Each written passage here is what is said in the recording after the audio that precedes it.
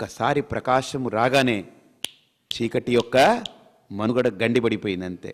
దాని యొక్క ఉనికి కోల్పోయింది. అలాగనే అజ్ఞానం అనేటువంటి ఉనికి ఎంతవరకు ఉంటుంది?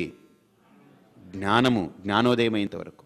ఒక్కసారి తన నిజస్వరూప బోధ జరిగిందనంటే, అవగాహన, యదా ఉదిత అవగతిర్జ్వాల, లోపల తన యొక్క నిజస్వరూప బోధ కలిగిందనంటే, ఆ బోధ అంటే ఎలాగా? ఏ మనస్సు అయితే ఇంతవరకు లోపల చూడకుండా బయటే చూడడం మొదలెట్టిందో, బయటికి పరిగెట్టడం మొదలెట్టిందో, బయట నామరూపాల్ని క్రియా గుణ సంబంధాలని పట్టుకుని వేలాడిందో, ఆ మనసు ఒక్కసారి నామరూపాల్ని క్రియా గుణ సంబంధాలను విడిచిపెట్టి అంతర్ముఖత చెంది లోపల ఊర్ధ్వగతిని పొందినప్పుడు, ఇలా తిరిగినప్పుడు ఏమైంది? అక్కడ నామరూపాలు, గుణ, క్రియా సంబంధాలు ఇవన్నీ తొలగిపోయాయి. ఇక అక్కడ ఏముంది? స్వరూపం. ఆ స్వరూప స్థితిలో మనసు ఏమైపోతుంది తెలుసండి?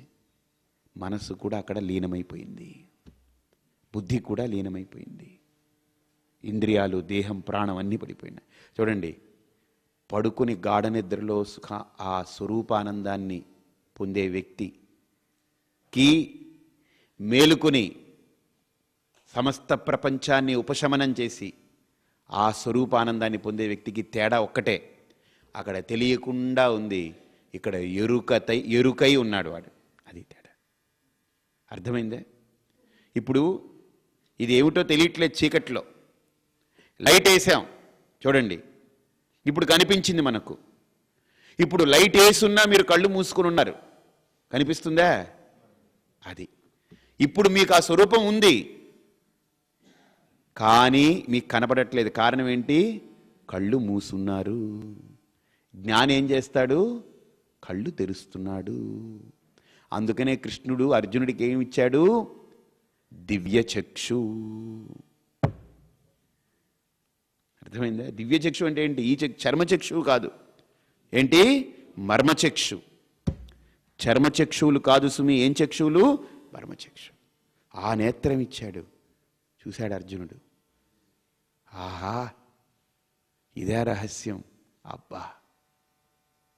కాబట్టి ఇప్పుడు జ్ఞానికి అజ్ఞానికి తేడా ఏంటంటే, అజ్ఞాని పడుకున్నా జ్ఞాని పడుకున్నా నిద్ర ఒకటే, నిద్రలో ఏం తేడా లేదు.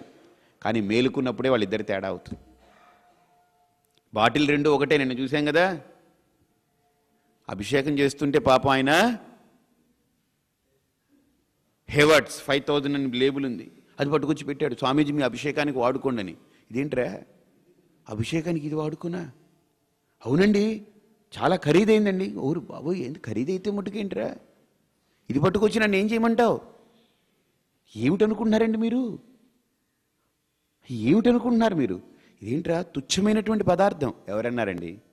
ఓపెన్ చేయండి, ప్యూర్ అండి. ఏంటండి స్వామి మీరు ఏమనుకుంటున్నారు అసలు దీన్ని? మందురా, ఇది మత్తు మందు, ఆల్కహాల్. స్వామి, బాటిల్ని చూసి మోసపోతున్నారా? మూత విప్పండి అసలు, సరే చేతిలో పోసుకోండి. మొత్తం మీద కొద్దిగా అసహనంగానే మూత విప్పాను, కానీ ఆ వాసన రాలేదు. చాలా బాగుంది. ఏదో ఒక పుష్ప సుగంధం, నానా పుష్పాల నుంచి సేకరించిన సుగంధం ఎలా ఉంటుందో సుగంధం. అలా తీసిన తర్వాత చేతికి పోసుకుంటే తేనె. అదండి, మీరు లోపల చూడట్లేదు స్వామీజీ, బయట చూస్తున్నారు. అది తేడా మీకు. అలాగనే మనం కూడా బయట చూడకూడదు. జ్ఞాని అజ్ఞాని ఇద్దరు ఒకటే. బయటికి వీడికి కళ్ళు ముక్కు కాళ్ళు చేతులు, వాడికి కళ్ళు ముక్కు కాళ్ళు చేతులు, వీడు అదే చేస్తాడు, వాడు తింటాడు తిరుగుతాడు, అన్నీ ఉంటాయి. కానీ ఎక్కడ చూడాలి? మూత విప్పాలి సుమి, మూత విప్పి పోసుకుని చూడాలి సుమి. పైనే ముట్టుకుని ఇలా పాకి గిగినా అది ఇది ఒకటే బాటిల్. అది ఎలాగ తేడా? వీడు మేలుకున్న తర్వాత జ్ఞాని జ్ఞానిగా గుర్తింపు పొందుతాడు, అజ్ఞాని అజ్ఞానిగానే కంటిన్యూ అవుతాడు.